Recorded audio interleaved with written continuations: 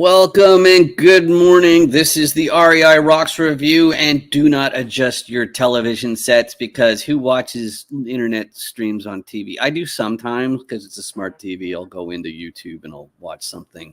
It's on a physical TV, so I guess we're on TV. But it's not Angel. It's not Jason. It's Douglas Dowell. How are you doing today, Douglas? Welcome. Good morning, Dan. Thank you for having me on. Oh, thank you for joining. This is really exciting. We're going to be reviewing a session on fund management, opening your own fund, all that kind of stuff. Douglas, we were really lucky to have you as a speaker today, and also at the previous summit. That was the spring 2023 summit, and discussing these things. So what I understand then is that opening your own fund, it's all rainbows and fluffy clouds and pillows, and everything is perfect. Nothing ever goes wrong. And purring kittens, most especially, lots and lots of purring kittens. It's a beautiful thing. Yeah, it's an interesting choice. I'll put it that way for sure. Yeah, it's a real legitimate business, and all real legitimate businesses lack simplicity. I guess it'd be the simplest. That's a very say. Excellent way to put it, for sure. Right, exactly. But let me explain what we're doing here. So on the REI Rocks Review, we always start at 11 a.m. Eastern on Fridays. Generally, I'm here with my co-hosts Angel Williams and Jason Williams, but they're walking a property. And the thing that's really awesome this time is I get to talk about it because we don't have a signed PSA, and it's not a 506B deal. You know, I've had it before where they had to walk some properties, and we're like, okay, so we're going to use the indefinite article A. They're walking a property, not somewhere. Our property, not oh, it's so brutal. But that dovetails right into what we're discussing here, because people might say it's like, okay, you put a fund together. What's that all about? And just before we hopped on the call, I was saying that you basically got three options when it comes to this stuff. So option A is you find a sponsorship team that has a deal, and you trust them enough and they trust you enough where you get equity in the deal, you're on the team, and you bring your investors. The problem, of course, being that when you do that, the sponsors can now circumvent you. Your investors are now their investors. So that means the next one that comes along, they don't really need to cut you in at all. So there's a trust issue right there. Option B is you can create a fund. And so that protects the identities of your investors. And you can sometimes, negotiate preferable terms because you're bringing more people. So that's option B. Option C is you just break the law and you risk going to jail. There's always that. It's not a fan personally, never been to jail. Actually, I've been in jails as a tourist. They were derelict, no longer used as jails. That's as jailbirdish as I got. But why don't you introduce yourself to the audience, Douglas, just in case anybody's out there and hasn't met you already. Sure thing. My name is Douglas Dowell. I am, as Dan said, a emerging fund manager. I don't know how emerging yet, but we're early in the game in the fund space. Also, longtime real estate, practice real estate law. A lot of W-2 experience in real estate, so a lot of commercial experience. And then so on the entrepreneurial side, that's where we're venturing into now these days. And at the heart of hearts, I also love development, also for the record, but we'll get into that as we go here and talk about different strategies and when you use what funds and what structures. And also, and much like Dan, I am a SEC securities compliance aficionado, so we get to talk about that as part of the process too. Mm-hmm. I love it. And Ryan Yates, who helps people set up their funds, I see that he's trying to connect. It looks like he's having some issues either with his camera or microphone, so we'll try and get that going. But just so you know what we do, on these Friday sessions, we review REI Rocks Summits presentations. Sometimes they're master classes, sometimes they're panel discussions, open round tables, round table discussions on the subject of real estate. It looks like we are getting some. I think we got Ryan's microphone at least. I'll add him on here. Hey Ryan, can you hear us? Yeah, I'm here. Can you hear me? Yes, we can. That's really awesome. I'll let you fiddle with your camera for a second. I'm having a discussion with the audience here, Ryan. I'll be right back. So we always watch these presentations at 1.5 times speed, which may seem like an odd thing. Personally, when I watch pre-recorded content, I watch at 2 times speed, and I find it is such an effective way to increase your personal growth. You can learn so much more in such a smaller amount of time. It does take some getting used to, but again, we watch at 1.5 times speed, and then we just pause it whenever there's something clever to say. And that's really the long and short of it. And if you want to find more of this information, we'll do that. I also have to let us have a word from our sponsors. But Ryan, how are you doing today? I am doing well. Having a great little Friday right before Memorial Day weekend. Excellent. Excellent. That's the good stuff. That's the good stuff.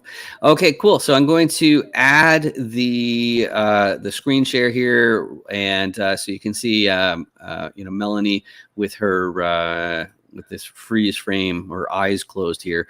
But do not adjust your set. It is going to be at 1.5 times speed. Ryan, if you want me to pause it to mention anything, just go ahead and pipe up. Okie doke. Sounds good. Sweet. Let's do this. Play. How can we work together? Here we go. Sorry, I forgot to record. Anyway, they're the reasons I'm launching Moonbound, because they came to me and said, hey, we love you. We love what you're doing. Individually, 2 separate people, didn't even know each other within the same week. And this is part of who I am in the woo-woo world I live in, is that just the law of attraction. But anyway, they came to me and said, I've got this huge database. I need equity in real estate. How can we work together? So because of them, I'm launching Moonbound. So Angel, you said you think you don't want to launch fund until you have enough money, right? Well, or you just find partners that have those big databases. You stay in your lane, whatever you enjoy, that's what you do, in anything you do. So that's my journey. Absolutely. That's awesome. Kel, what got y'all started into a fund? Hi. So with my first start was actually joining a group of people who are into syndications and into multifamily real estate. I met Kevin. I was practicing all the kinds of skills, trying to do everything myself. And I realized that, I was spread thin into what I was doing. And especially when I was raising money for 506Cs, there was a big issue. A lot of my contacts were unable to participate in these types of deals, either lack of liquidity or not enough time to come up with the liquidity to deploy. And I started realizing that, hey, we could do this in a smaller scale where it's just family and friends and people that I know in my circles. And while also we'll be investing along them as well. So we are putting in money as well as our investors. So we feel like if we are putting money into these deals, then our investors should have a little bit of confidence that they'll be, investing with us as well. And it's very difficult underwriting a lot of deals, and we've said no to a lot of deals the last year or so. And we're lucky to found a few. No, absolutely. And since I forgot to hit record and we hit record late, just kind of a reintroduction. This is our panel on funds, and we are discussing some of the reasons why people decided to start funds as opposed to just syndicating. And so Melanie kind of caught the middle of what she was talking about, and so that was kind of sad on my part because she has a lot of great stuff to share. But we still caught a good part of it, so I'm glad that Dan remembered to hit record because I did not. So Doug, I know that y'all just started your fund too. What led y'all to do that? Because I didn't think you were planning on doing that at the beginning. No, actually, and what I will say is a part of what colored my mindset. In my second year of law school, I interned with a hotel REIT that owned literally a couple hundred Embassy Suite hotels. So being inside the belly of a beast like that really altered my mindset forever. So I had to kind of, it's an opposite problem, I think. I had to kind of think smaller first. And I still actually am fighting that problem. I think we're aggressive. We did get the PPM drafted for our fund. Having said that, the realities are probably we're going to be doing one-offs. It's primarily a debt fund currently. But to get to the bigger picture of why did I go this way, I'm much like Melanie. I know for a fact I'm not an asset manager. Been there, done that, nailed it shut. Don't want to ever do that again. I know for a fact that the brokerage side, again, been there, done that, nailed it shut. Played brokerage assistant for a while. Make sure that wasn't it either. Make sure that that's not it either. Don't mind it. Can help out in that space. But really where I feel like my strengths are, where my interests lie, and where I am is definitely the lane of what a fund of funds manager would be. And so we're already just saying we're building a firm around that model with that's the eventual goal. However, having said that, we are probably in reality going to be doing a lot of SPV stuff in the next year and a half, with the understanding, hey, we already say, oh, by the way, and giving someone choice. If you want to go with our fund, we have a debt fund over here, but also you can invest one off on the notes also. So kind of have both options available. All right, awesome. And Beatty has joined us. I'm going to pause it right there just to get some clarification. I don't know if you guys found the unmute button. I'm pretty handy with it, so I can sit there and unmute you as well.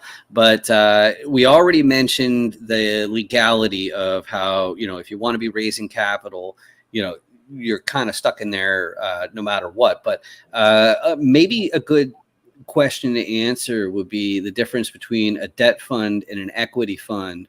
And Ryan, you helped set funds up, so I don't know if you were more confident in answering that, or Douglas, if you want to take it. Who wants to take that?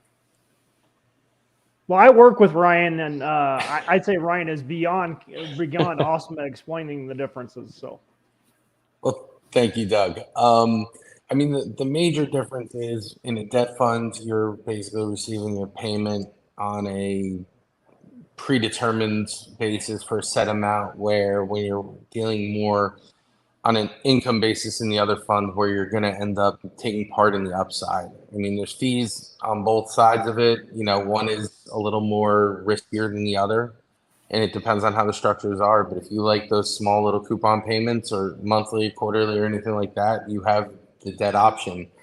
The equity fund, of course, is income, and you do get a lot more tax savings with that as well. So it really has its positives and negatives in both.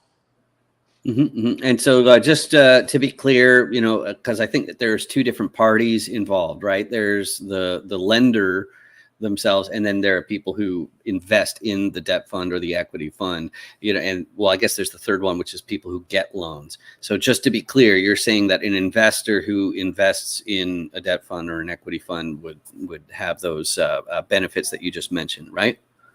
Right. Yeah. So there you go. So it's not just that option. It's just a matter of do you prefer to own part of the building in some capacity, the properties, or do you just want to have loans out to these different syndicators and whatnot? So right, and there's so many different structures. Mm-hmm. There's so many different structures that you can get to. Basically, and I think Doug alluded to it in the video, where once you have the money raised, you'll find out your investors, their needs, and you align to that. Where you do have a debt fund, you have SPVs, and you can have equity funds as well. I mean, there's just so many options out there, and I think that's what is so attractive for fund managers when they bring this up, is you have the ability to address multiple whys. I love that. And so I've got some experience in sales, and one of the things that I like to do is avoid convincing people to get involved in something they're not familiar with. I'd far prefer to find people who are already interested in that, and then that way I can just differentiate myself from the competition and then say, basically giddy up, let's make it happen, right? But Douglas, so it sounds like that's why you're pursuing am I right that it's two funds, an equity fund and a debt fund? Actually, that is our eventual goal. What I'm talking about more there is we do have the debt fund, and then alongside of it, we do have other equity opportunities that we're going to be participating in, not just debt, but say car wash or build to rent. We have different one-off opportunities. So, and this gets to the big dilemma for a fund manager or a real estate entrepreneur. Funds are typically, they require a little bit more trust on behalf of the investor to say, well, okay, you have unlimited or usually a lot more discretion as a fund manager versus the one-off deal. So that is one of the tricks of the kind of barriers, I would say, or problems that you have to navigate as you're setting up and saying, well, do I have a track record, or is my business model straightforward enough? People will say, well, yeah, it's straightforward enough, and it doesn't, it's lack of a better term, idiot proof, or they can just, or again, we have a really strong team. So, is that team strong enough to execute this, and can I trust them with an open checkbook? That's why there is, starting out, I don't know that I recommend just jumping straight to the fund side if you're early in the game. I wouldn't recommend it personally based on what I've seen so far. The one-off is so much easier getting started, and then graduating to the fund is what I would recommend. And then also, though, there are ways out there are platforms that you can kind of get a best of both worlds. And if you're interested in that, by the way, talk to me offline, and I can get you pointed in that direction too if you're interested in that idea. And LinkedIn is the best way to reach all of us, I believe. That's correct. Ryan, is LinkedIn good for you too? Yes. Yep. All right, excellent.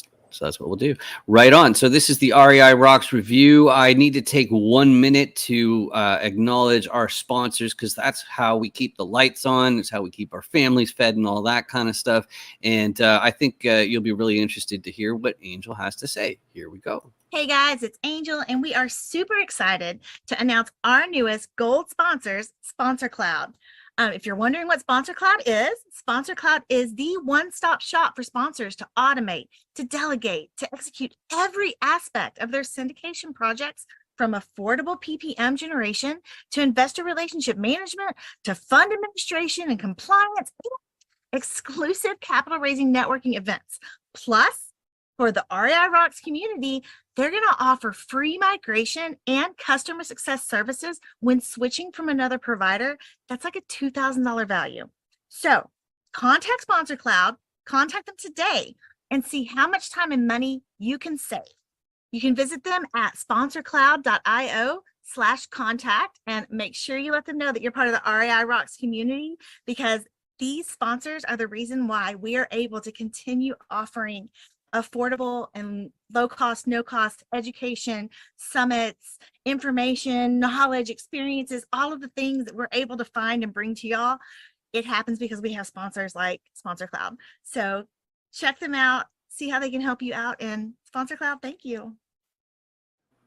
Isn't that great? And just another reminder, if you need more awareness for your company or something like that, this space could be yours. We do actively seek sponsors, but this is the REI Rocks review. We are watching at 1.5 times speed. This is a segment, a round table on fund management for commercial real estate. Let's go.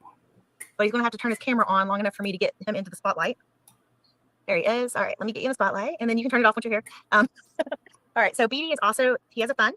BD, we just got started, and we're talking about what made you create a fund. So I know you've got a little bit of a different story as to why you started a fund. Do you mind sharing that with us? Yeah, no, so you don't mind me if I'm not looking into the camera because I'm driving here. But well, you can turn it off now. I just had to be on long enough for me to spotlight you. No worries. So yeah, no, my journey was a little bit different. I pretty much retired from tech after 24 years successful career, and I've always been a passive investor in real estate. I would say towards the end of the teens when I started getting into private placements and passive investments in syndications. And honestly, as I did, a lot of my friends, they said, hey, can you kind of point us into the next deal? Because you spend a lot of time kind of qualifying the deal, figuring out, is it a good return, doing all the due diligence that's required. Can we kind of copy what you do? Just send us to the GPs, the websites, go through the process, and we'll just shadow what you do from an investment standpoint. And we started doing that for about a couple of years, and almost just had to keep a tracker sheet about what money we invested in which deal and so forth. And up to a point when one of the GPs said, hey, instead of every time you guys come in as individuals, you might want to consider either purpose vehicle, or you can group your capital and invest into my deal. So that really triggered me to starting to look a little bit deeper into, hey, what are the different ways of actually people, and actually looked at the pros and benefits in kind of creating a special purpose vehicle versus starting a fund. And actually starting a fund made tremendous amount of sense.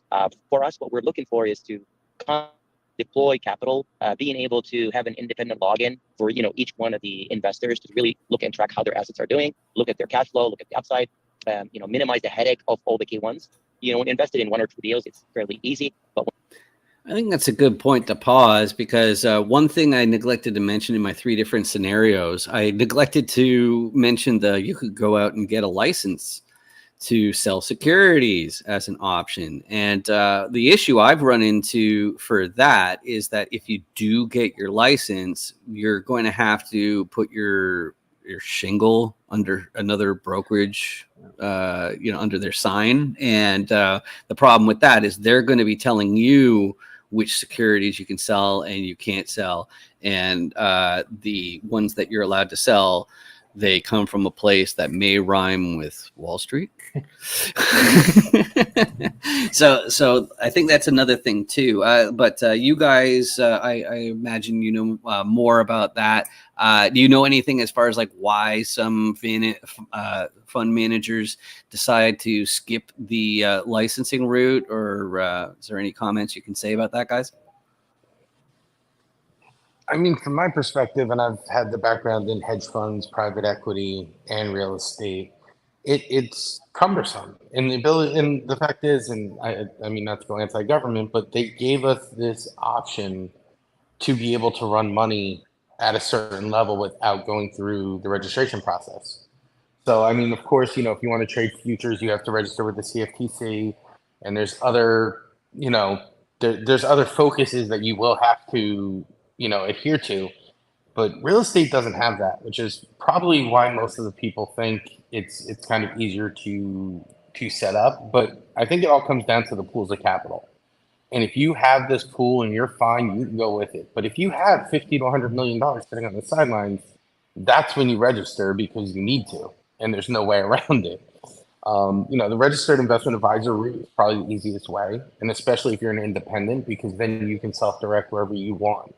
And that's the key, because like you said, if you get a license, if you get a Series 7, you know, you have to park it under a broker-dealer, and you have to be, you know, in that field. And if you work for Morgan Stanley, they're not going to say, hey, you know, you can invest in these ground-up products. No, they have the stocks that you're going to invest in.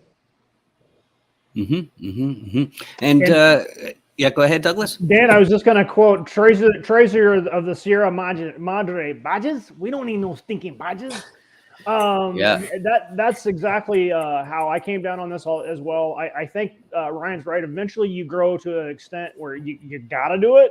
But for first for emerging managers early in their career, that's typically a non-issue. And again, I've wrestled with this because I'm like, hey, it has some nice benefits, but I typically agree with Ryan on this. The benefits outweigh the cost, or the cost outweighs the benefits early on until you absolutely have to. And I think that's where I'm at also. I think Ryan's spot on.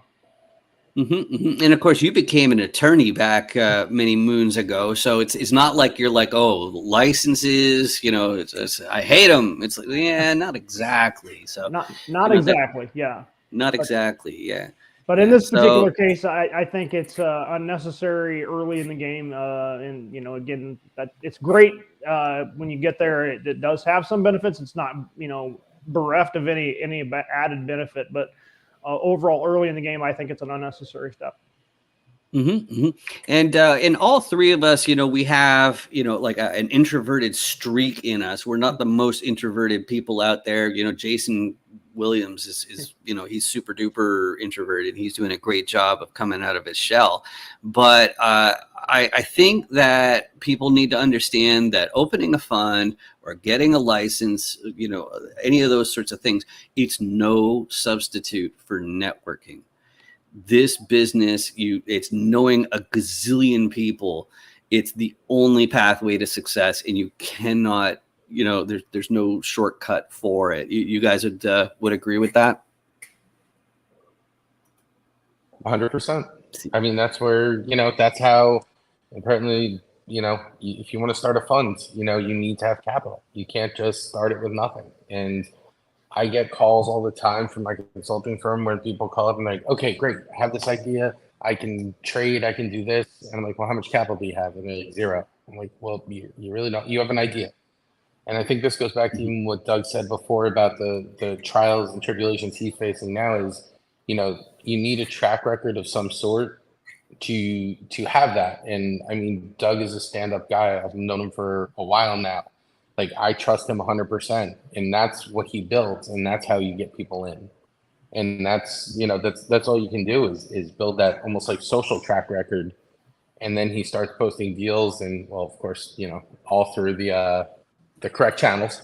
But you know, it's something you have to work towards, and it's a constant grow. I mean, I've seen people, you know, make 100% in 3 straight years and then lose 50% and lose all their investors. It's, you know, it's a fickle business. And so just so everybody knows the term as well, if you are undercapitalized, you might hear the term sweat equity. In other words, somebody wants to work because they're undercapitalized, and that's how they want to get equity in things. And that's absolutely networking. And as far as like, if you are undercapitalized, if you are sufficiently capitalized, you need to know a bunch of people. So I just want to mention Marvelous Mondays, which is every Monday at noon Eastern. We have a meetup on Zoom that you can join. You can meet a few more syndicators, people in the business, all that kind of stuff. You can scan that code, or you can go to theacademypresents.com/meetup link. And we're 25 minutes in right now. So I'm also going to mention where all this content comes from. We only do 45 minutes in these reviews. So it's a bit of a tease. I know, I apologize. But if you want to get the rest of it, I've got another set of triangles up on the screen now. It says 250 plus hours of content. It's actually closer to 400 now because we've had 2 more summits, and we're never going to run out, but it's a great deal. And you just scan the code or go to theacademypresents.com/VIP to sort that out. But you're watching the REI Rocks review. Let's continue. We're talking about fund management. Let's do it. When you're in 10 plus deals, it's a bit of a nightmare gathering and scaling up all the key ones from a tax standpoint. And, definitely I would say still get the benefit of, me kind of coming in, doing all the due diligence and on the deal, and, people kind of, sending out a token of appreciation, I call it fund management fees, to basically do all the groundwork and the due diligence work and doing a lot of the networking to find operators and to find, new deals. So it really makes sense in, I believe, March of last year. And we're on a platform where fund. The returns for every investor, that's probably one of the most common questions I get is like, hey, what if I invested in 2 out of the 5 deals and these 2 deals made money, but the other deals did not make money? Does that affect my return? And we're like, no, it's actually completely independent. Your return is directly proportional to the deals that you invest in. So it's not like a blind pool fund. There's definitely different ways we can talk about funds and educate people about what funds and what should they look for when it comes to fund. But okay, and that one there, that depends on how you structure your fund, right? Like, some of them would be pulled together and other ones would have them siloed off. Okay, I'm seeing nodding heads, so that's good. Okay, I know that my last boss in Ohio, they had multiple funds, and that's how they handled it. So, like, you'd still be stuck with the performance of, all the properties in the fund that you invested in. However, there'd be an alternative fund where it'd be completely different properties. Is that how that generally works, guys? Guess it's all up to the fund manager. Yeah, I mean, there's so many different opportunities out there and structures. It does come down again to investor needs. I mean, I've seen it many ways. If you have a sponsor if you're working with one contractor, you may just use it as a blind pool because you can build 5 to 10 units at a time, and then I open-ended funds in real estate usually don't work unless it's a marketable security. Say if you're trading, back in the day when you used to trade mortgages, you would do it that way. But when you're building or you're holding something long-term and there's so many factors and variables behind the scenes, you probably just want to do small pools where, maybe you have a series fund, which sounds like what he's doing is you have 5 different projects, but you're invested in series 1, 2, 3, 4, and 5. And each series has its own return instead of that blind pool. So, there's so many different options out there. Okay, and then as far as costs to absorb, I know that if you go through attorneys, you're looking at around $15K to do like a 506B or a 506C. And so each time you do a fund, you'd basically be in, like, you'd have to absorb that cost. Is that about right, guys? You figure? If you have the right lawyer, they'll just, and you're using the same one over and over again, the fees come down pretty significantly because they're just doing a find and replace on the name. You're not looking at anything too much. So the first one may cost 15, the second one may cost 10, then 5, and then every one you roll. I mean, they do update these documents every once in a while, but for the most part, the fees come down. Yeah, and I will say I want to make a distinction here too, which is really, really critical. If your target capital base is institutional, then they're going to start layering on auditing standards, and you're going to need to use Tower lawyers, and you're going to have to be a lot more fund heavy. fee heavy in your fund, and like in establishing your fund would be very expensive. I mean, 50, 75, 250 up if you're talking audited and all that. So depending on who your capital base is going to be as well could really dramatically affect that as well. Makes lots of sense. Just to add on to that, one thing is if you're raising enough capital, a lot of that gets hit directly to the investors and comes out of the performance. So it's not quite an out-of-pocket fee. So starting a fund may cost you $50,000 to come out of pocket, but a lot of that, the audit gets accrued over the year, in admin fees, tax fees. You accrue that over the whole year, and it comes out of the general funds because they're investor-related expenses. So it's not like you have to have $250,000 in your pocket just to start it.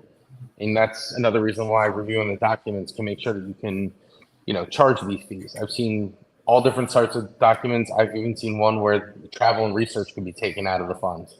Not exactly the greatest, document to sign, but, that's another reason why you review all your docs. But in the most cases, you're probably going to pay 50 out of pocket where, the other fees are going to come across on the investor level. Beautiful. All right, let's continue.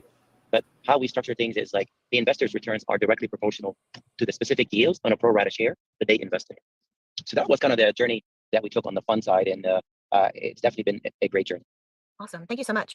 And they're talking about a platform there. There are platforms out there that you can use to put your fund on. I would imagine a lot of people here are probably familiar with Avestor. That's Baudry and Sanjay. Did I say that right? Yes. I'm like, tell you that? It's in my head. Yes. And so the platform they provide is one that basically all the legal work and stuff has already been done for you.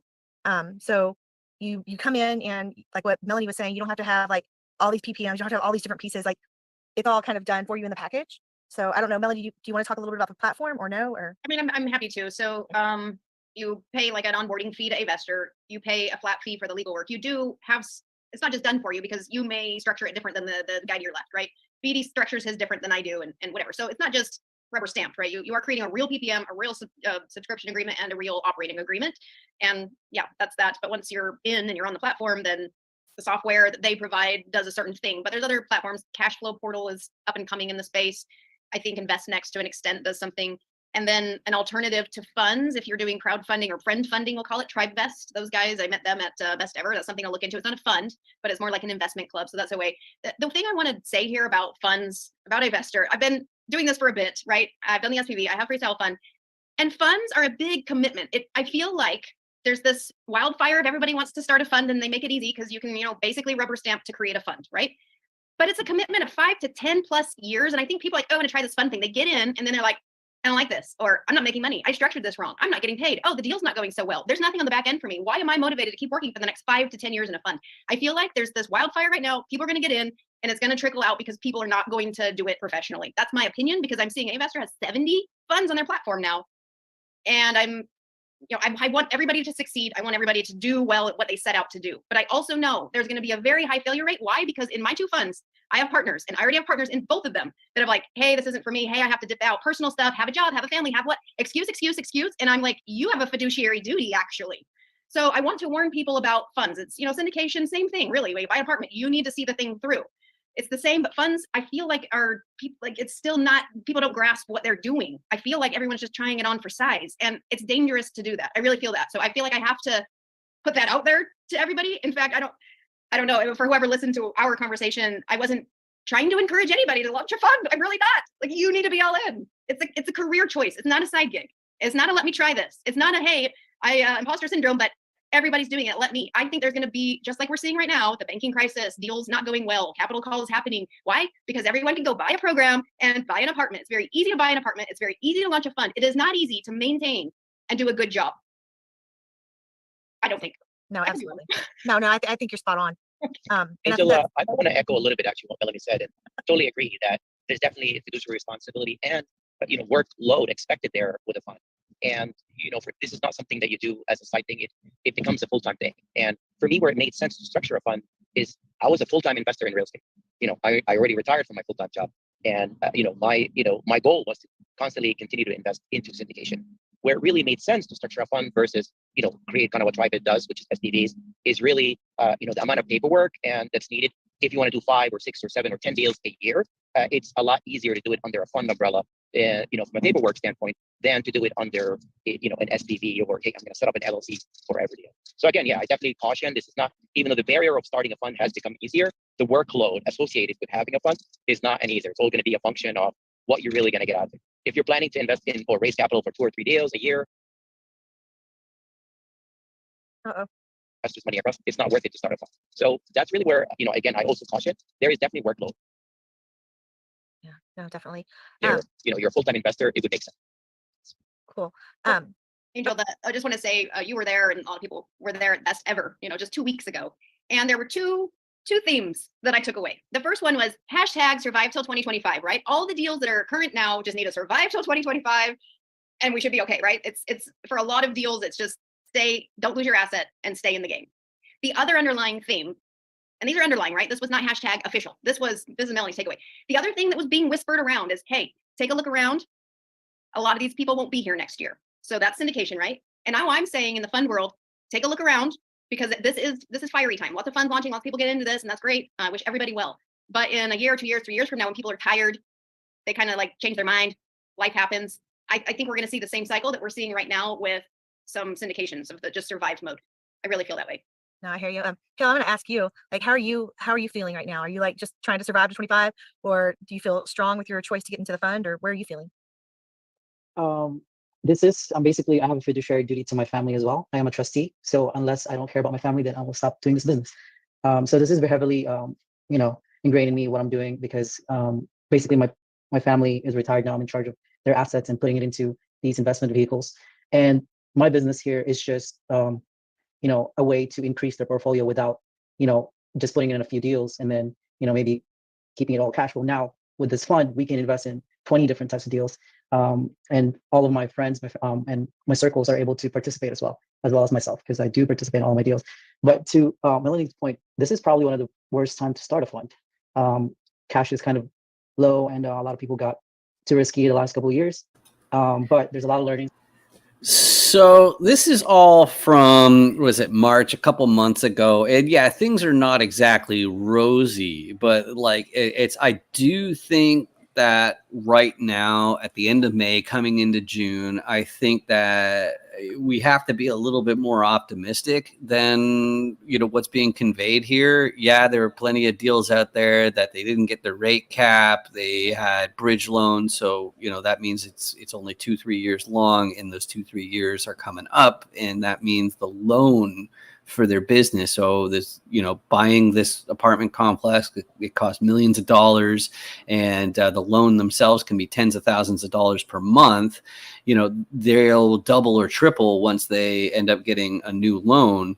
And if the deal was skinny in the first place, then that's a problem. But, like right now, since we have a systemic part, a predictable part of these different deals that mean that they're going to kind of fall apart, I think opening a fund right now is an excellent idea, actually. You really should be, picking them up when there are, signs of distress. There's another factor going on than just like, yeah, I'm getting old and feel like getting out of it. That's not a really good time or reason to be buying stuff up. Am I out to lunch on this, guys, or what are your impressions? Doug, you want to go first? Yeah, sure. I think that's I was really one of my favorite. I don't want to call that a rant. That's not a rant to me. That was just like a slap in the face that some people needed, is really what Melanie did there. And I was there for it. And I was like wanted to like stand up and, like the applause gift that you get on, just stand up and applaud. Same thing now, and watching it again, I could not agree more. It's just the fiduciary duty thing. And again, fiduciary duty in real estate investing generally is not near enough talked about as far as I'm concerned, but I really appreciate that conversation, and it's very much true. And the other thing that comes up to me, I mentioned it a few times in your presence, Douglas, which is that one thing I look for, and that's because I lived abroad, that it's flight risks. I'm looking for people who, they have no real ties to keep them continuing in this business. and that's a red flag for me. You know, it's why I do this work with Angel and Jason, because they're sticking in Wichita Falls, Texas. So it's a good place to check out, by the way, if you're in the audience there. Check out Wichita Falls, Texas. Find out if it works for you. But you know, they've got Dan, their to that point, I don't know. Mm-hmm. I've got a new alternative to Where's Waldo. It's Where's Jay Gavelli at? Is too soon? Yeah. That's exactly the kind of flight risk I'm talking about. You know, it's as soon as you skip the country, especially if you take a bunch of funds, it's like, well, then you have to wait for the system to rectify it. And well, it's good luck, right? It's really, really sad, but you know, that's why, you know, so many people talk about vetting and vetting and vetting. Ryan, it looks like you got something to add. What are your thoughts? Yeah, I'm gonna go negative on the whole fiduciary duty. You know, that's a term that's thrown around a lot to try to bring people in when they're really for financial advisors. They have official fiduciary duty. If you look at the definition, you know, if you have fiduciary duty and you mess up, you owe that money back. Technically, in these funds, if you lose it, you lose it. So, you know, it is the point, and I do appreciate them coming out there because I don't know the gentleman's name, but he has family involved. You know, I'm the same way. If I was investing my family's money, I feel I have a fiduciary duty. I feel like I have one now with my business, and I don't even manage money. So, like, you know, it's thrown around a lot, but it does come down to the whole trust issue. In terms of the way the real estate market's going, I mean, I would agree with you. I think there's opportunities everywhere. I think, you know, every 3 months it's changing. Every day it's changing. But as long as you find that niche and you're in the right zone, you know, you may have to ditch the niche eventually, but, you know, ride it until it's high and then find the next one. I love that. And Douglas, you made a statement a while ago about somebody else, you know, using an incorrect turn of phrase. Basically, it's like when somebody promises or says you will get this, you know, then you're actually getting into a territory that is extremely dangerous, and you are on the hook. I think you actually referred to it as a bond under certain circumstances. Do you want to say a thing or two about that?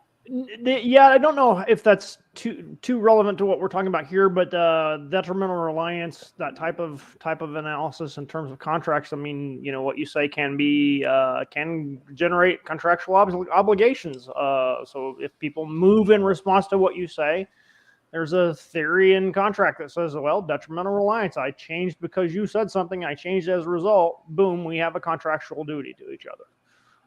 That's not the predominant view necessarily, but there are cases where, you know, again, what you say can really affect other people, and so again, watch what you're saying and being careful, I guess, is the takeaway from there.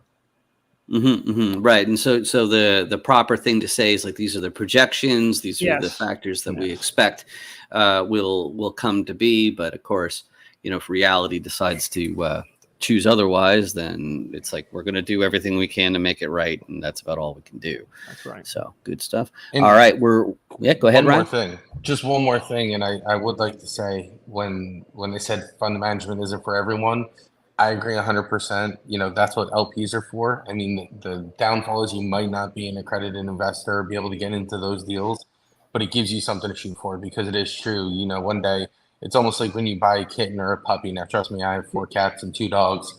They're cute for the first 6 months to a year. And then all of a sudden you realize you have these full-grown animals in your house and you don't want to take care of them anymore. Yeah, that's really it. All right, cool. Let's continue for a little bit, and then we'll do our takeaways and remarks. Let's do this. There's a lot of investors that were soft committing, we're backing out at the last minute. And we see a lot of these rejections, like, taxes are coming, economy's not good. From my point of perspective, just keep going and keep creating these relationships and keep building a small circle of trust around you that trust you, and so that you're able to offer these opportunities. Because we're not, in my head, I'm not just asking for to raise money. In my head, I'm offering them an opportunity to come, because I'm not incentivized. My business is not incentivized to close a deal. My business is incentivized to how much capital I can put into a deal, and whether that be 50K or 200K or more. You know, for me, I see that there's a value in what I'm offering in front of all my investors. Very nice. Can I counter? Oh, yeah, sure. I agree, Kel, that it is a hard time to launch a fund because of the fear, right, with the money. But I also think it's a great time to launch a fund because there's a lot of distress, there's a lot of opportunity coming. People are cautious. So even the operators, I'm seeing deals come. People, hey, raise for my deal. I'm seeing them. Oh, we're actually back to real fundamental like underwriting here with some conservative stuff that had gone away for a number of years. I feel like there's opportunity, but cautiously moving forward and assuming there, it's not going to be as easy to get funds in. But it's a time to take advantage of the distress because it's there, unfortunately, and build for the right reasons, long term. Not flashy, boring. The whole reason we're in real estate, it remains to be a fact that 90% of the millionaires in our country did either through real estate or at least own a lot of real estate. This is the generational wealth building tool. It's the slow roll. It's not sexy. If it's sexy, it's scary. I'm going boring as possible. And I still believe in it. And that's what I preach. We're in real estate for a reason, for the leverage, for the tax benefits, for the cash flow, for the appreciation. And it's showing true right now. The only deals that are failing are the ones that didn't stick to the fundamentals. They were risky with their debt. They were risky with their assumptions and didn't think like through the big picture. So I think there's opportunity. For sure. Absolutely. But cautious, lots of caution. Douglas, that's how you're like, yes, this is a great time. Yeah, I couldn't agree more. Again, with the caveats that they're sharing is that there's a lot of fear in the marketplace. So, acknowledging the fear and navigating your investors through that and saying, well, you may be afraid, but your taxes aren't. Your tax bill is coming due next year. It's not going to stop. There's nothing about it going on right now. It's going to stop you from needing depreciation. Your investments are still going to need to grow. And so in order to, communicate that, it is also, I agree, the best time ever, again, to be in real estate, especially, and think of it this way, if you're starting now, you don't have exposure to bridge debt that was originated in 2019, and thank your lucky stars that you weren't in that classic group, because they're not having a lot of fun right now is my speculation. So that's where we're at. We just believe we're at the ultimate time to be starting right now. Yeah, absolutely. And BD, I see your hand up. Did you want to add to that or? Yeah. Well, too bad for BD. He's not going to get his chance to add on this. If you want to see the rest, you're going to have to join that subscription. I'll throw that up on here for anybody who is rewatching this, so you can pause and scan that code with your phone. The other thing I want to mention as well is so much of this business, it's accountability, it's having goals, it's having direction. And then the problem about direction that I think most people don't realize is if you're going to stay in one direction when it comes to success, it's as much about correcting when you're going off track as it is figuring out that direction in the first place. And the thing that Angel, Jason, and I have been putting together, we got a new cohort of a mastermind that's starting next month. I'm really, really excited because of how the previous one's gone. Here's the little code for that. And the address is theacademypresents.com/mastermind. It's a group of CEOs, entrepreneurs that have advanced businesses that, they have serious assets going on. They're making acquisitions, all that kind of stuff. And we're getting together to say, it's like, well, what's holding us back? What do we find ourselves kicking down the road again and again and again and not getting stuff done? And so we have these regular meetings that happen every 2 weeks where we talk about what we're looking to accomplish, what we've accomplished, and then we use our rank as the elite group for the Academy Presents to get speakers that I sometimes feel are a little bit out of our league. So it's some good stuff. So that's what's going on with us. This is the segment now where we do the doggy bag, which are the takeaways. In this case, we were able to talk a fair bit about the fundamentals for anybody in the audience who's beginning and thinking about getting into this stuff, including getting into a fund. I'm going to start with Douglas since you were here first. Douglas, what are the takeaways? What are some extra things that you want to mention before we give everybody their weekend back? I really just encourage everyone, if you feel like the capital raising lane, especially, and you feel like being fund of funds, or there's definitely a lane and room for folks, especially with, and I'm going to do a shameless ad for Ryan here. Ryan is incredible. I would not be as far along without him. I promise you I wouldn't, without his input and guidance on how to transition from the SPV world into the fund world. So I highly recommend reaching out to Ryan, by the way. But seriously, big picture wise, it is an incredible opportunity. And if you stick with it and are willing, like Melanie said there, if you're willing to commit long term to this, it's an incredibly rewarding space to be in. And couldn't be more excited. But overall, there's just lots of different routes. And if you have the dedication to it, there's no reason you couldn't do it as well. Mm-hmm. Excellent. Ryan, how about you? Thank you, Dan and Doug. I mean, you just sold me, so I think I'm going to go a little more into the positivity realm where, it can be done. it is a full-time job, just like everything else, where, you know, if you put the effort in, you'll be able to be successful. A fund is not for everybody, but, you know, if it's an idea, it's something to bounce off. You call Doug, call myself, call Dan, and see kind of what you have down the pipe. I think it was said in the video correctly, you know, you may want to start an SPV first to get your feet wet, but that can go just as south. So, you know, just make sure you're focused, ready, and you can raise capital. Capital's number one. Regarding anything else, you know, I can set a fund up for nothing. But, you know, if you can't get the capital, you're in the wrong spot. Exactly. And get those networks, talk to a whole bunch of people. You know, every single play, there's about 4 different plays I've found that you can do in real estate, and all of them hinge on knowing a whole whack of people. So that's the part that you really cannot avoid. And you know, a fund, you know, it might be for you, but the main thing is, like, even if you're a doctor, you know, that there's a real estate play for physicians, which is you're the person who has the ear closer to the ground. So they're going to be talking to their physician friends saying, hey, what are you doing with this extra money that goes beyond what you're spending? You know, what are you doing with your investment dollars? And they can get a very good side hustle with that. And then you get people like, you know, Douglas, like myself, you know, where it's like, I have to be even closer. My ear has to be even closer to the ground than these physicians, so that I know a bunch of physicians like that with their network. And that is how this all works. But guys, thank you very much for joining. This has been fantastic. I think we've provided some really fantastic information to everybody in the audience. We're here. This is the REI Rocks Review. We're here every Friday at 11 a.m. Eastern, reviewing these different presentations on the subject of entrepreneurship, especially as it relates to real estate, and especially how it relates to commercial real estate, even though sometimes it's house flipping and all that kind of stuff. Angel and Jason still love to do that. But that's all I got for you today. Thanks a lot for joining me again, guys. Got anything else you want to say before we call it a day? No, just thank you for having me on, Dan. It's been a privilege. Thank you so much. Yes, thank you, Dan. Awesome. All right. Thanks for watching, everybody. We'll see you next week.